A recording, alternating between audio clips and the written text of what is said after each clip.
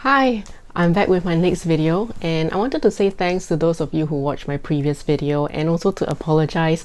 I had taken the video on my phone in the vertical position, so when I uploaded it up, it ended up being on the side, so apologies for that. And this time I've put my phone on the horizontal position, so that should not happen. You shouldn't have to tilt your head to watch this video.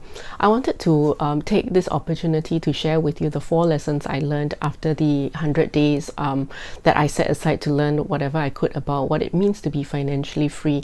So just quickly, just to let you know what this was all about, on Christmas Eve last year, I decided to spend the next 100 days learning everything I could about what it means to live a financially free life. And what motivated me to do that was because, as you know, I've shared quite freely also on my blog that, we were working towards paying off the debts from the business loan, as well as, we are now getting to a point where we have to think about our children's college education. So that's something we want to also work towards. And of course, ongoing has always been also in terms of making sure that we build our retirement savings as well. So the first one is that money affects all aspects of our lives. I mean, this is really obvious, and I think we all know it. For me, it was just actually, for me, it was a bit more of a realization, because it was, money to me was always just about, of course, meeting our basic survival needs and also our material comforts, and of course to buy things. But I realized that money creeped in also to affect my relationships with people, because when you are driven by a fear of a lack of money, then it comes across in the interactions with people, the words that you use, how you behave towards other people who may not have the same beliefs about money, or who may seem to be indulging and spending extravagantly. I know for me, I used to be quite judgmental about people like that, either people who would spend lots and lots, thousands of dollars on branded goods, and I just could not understand that.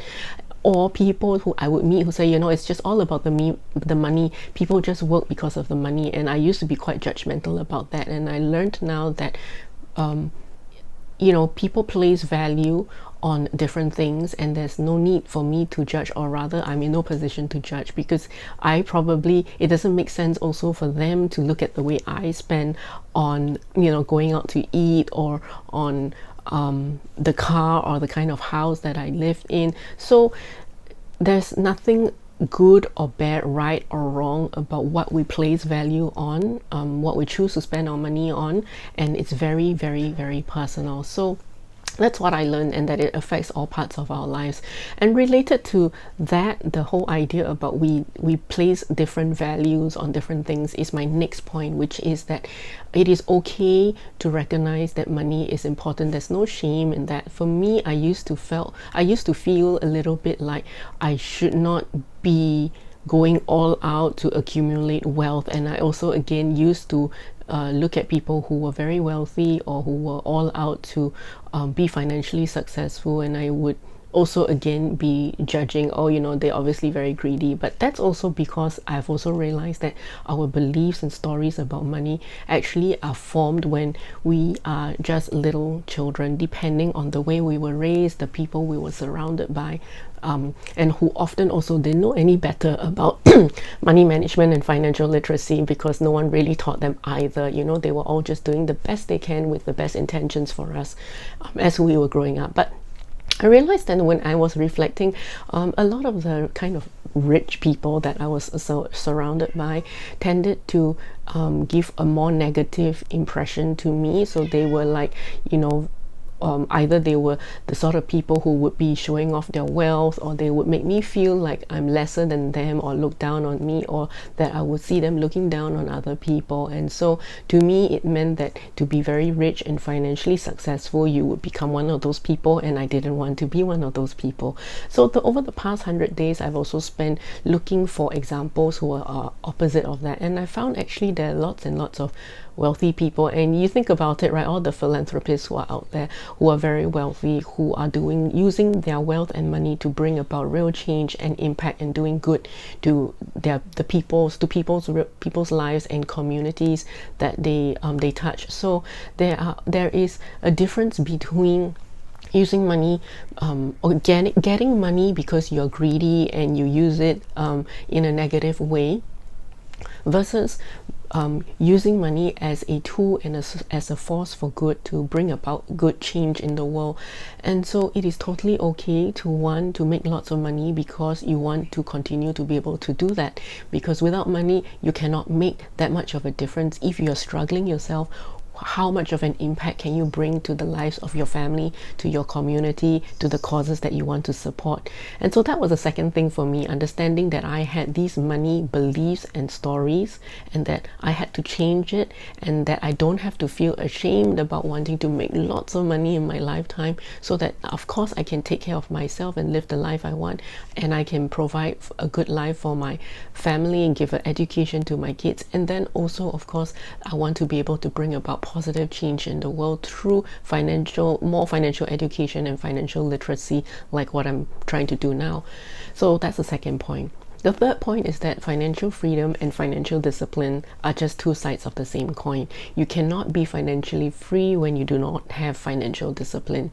And I looked at all the financially wealthy and successful people with sustainable wealth, and they all have some kind of a system in place, or they are all very disciplined about how they handle their money. Because we also have heard of people who've earned a lot of money, hundreds of millions of dollars, and still can be broke. So financial freedom simply just means that and financial wellness just means that you cannot spend more than you make, no matter how much you make. If you're going to spend more than that, if you make 100 million and you spend 150 million, you're still not going to be financially well. And the financially successful people don't do that.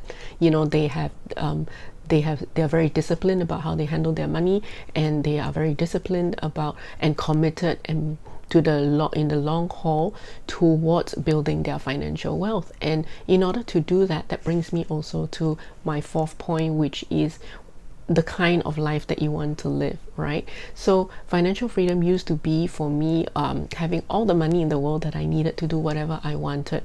But I realized that actually the people who are living like that are also making trade-offs and decisions about being able to live that kind of a life. Because to be able to live that kind of life of your dreams, there are going to be trade-offs you're going to have to make along the way. And some people call it prioritizing, some people call it a trade-off or a price to be paid. Whatever you call it, it is a conscious decision to build a life of your dreams, that there will be certain actions that you need to take. There are going to be certain trade-offs or sacrifices you're going to have to make in order to achieve that financially free life, right? So it's not just about having lots of money. It is also about making conscious decisions about what the choices about how you're going to use that money to build that life.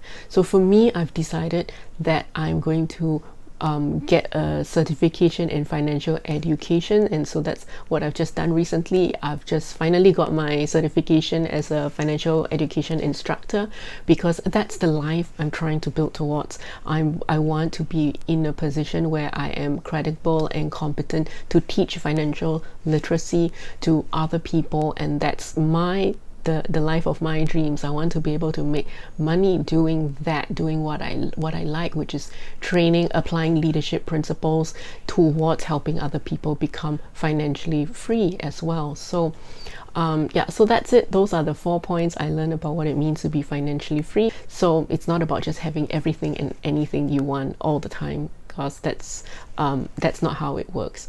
So that's just the 4 key points, and I hope you got something from it. And in the meantime, stay well as well, stay healthy, and I'll talk to you again soon. Bye bye.